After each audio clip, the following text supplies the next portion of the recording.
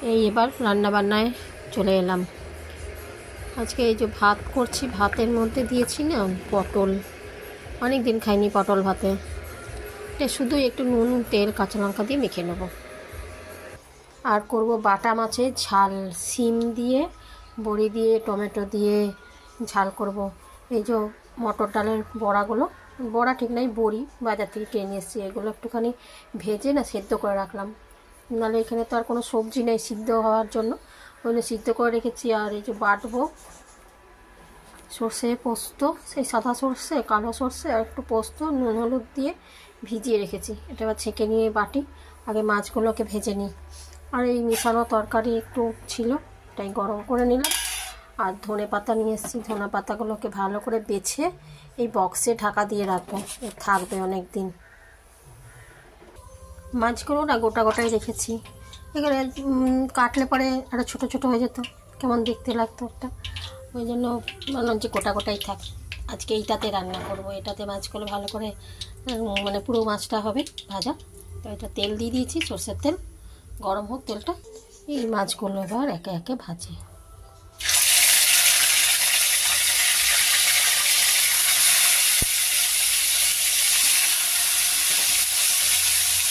কেমন সুন্দর হয়ে গেল, 3টে মাছ একসঙ্গে। ঢাকা দিয়ে দিই, ঢাকাটা খুলে একবার দেখি, যদি উল্টাতে হয় উল্টেই দিই একবার, আর একবার উল্টে উল্টে ভাজি। এরা যতক্ষণ ভাজা হোক আমরা তখন মশলাটা করে আনি।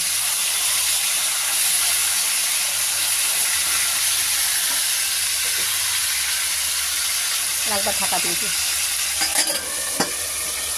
এই যে মশলাও বাটা হয়ে গেছে, আমার মাছ ওইদিকে ভাজা হয়ে গেছে।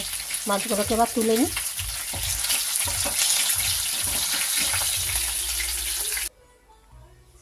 এই মাছটা ভেজে তুলে নিয়েছি।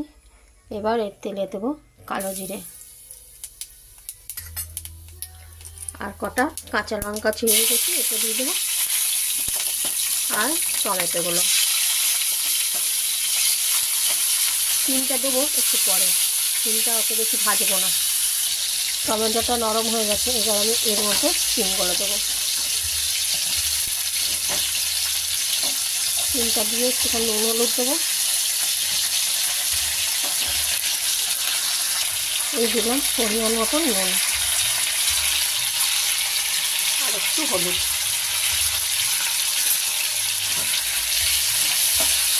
বেশি ভাজবো না, শিম বেশি ভাজলে শিমের টেস্টটাই নষ্ট হয়ে যাবে।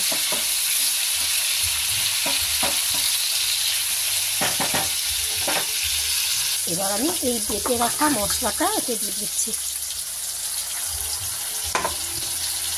এটাতে একটুখানি কষে নিই, বেশি নাড়বো না, তাহলে তেতো হয়ে যাবে।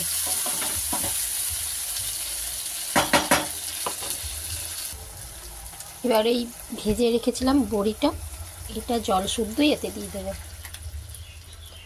এটা ফেলবো না জলটা, এটা দিয়ে তো বড়িটা সেদ্ধই করেছিলাম, ওই জন্য।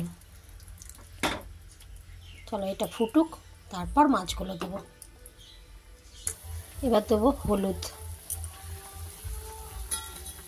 আর একটু পরিমাণ মতন অল্প নুন দিচ্ছি, কারণ শিমটা ভেজেছিলাম তখন নুন দিয়েছিলাম, আর মাছে তো নুন দেওয়া আছে। এটা ঝোলটা একটু ফুটে যাক, তারপরে মাছটা দেবো। এই দেখো ঝোলটা ফুটে গেছে, বড়িটা তো আধ সিদ্ধ ছিল, একটু সেদ্ধ হয়ে গেল ভালো। এবার আমি মাছগুলোকে এক এক করে ছেড়ে দেবো, দেখতে কত সুন্দর লাগছে না। মাছগুলো দিয়ে দিচ্ছি,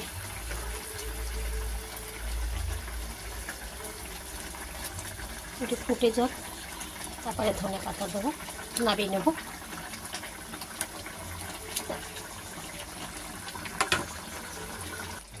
এবার উপর থেকে একটু ধনে পাতা দিয়ে দেবো, বেশ একটু বেশি করেই দেবো, ভালো একটা গন্ধ বেরোবে। আর একটুখানি কাঁচা তেল দিয়ে দেবো। হ্যাঁ, এই দিয়ে দিচ্ছি একটু তেল। হয়ে গেছে আমার ডালের বড়ি দিয়ে, মটর ডালের বড়ি দিয়ে আর শিম দিয়ে বাটা মাছের ঝাল। কেমন হয়েছে বলো তো? এই দেখো হয়ে গেছে, পুরো কমপ্লিট। গ্যাস বন্ধ করে দিয়েছি। কেমন হয়েছে বলবে কিন্তু, হ্যাঁ।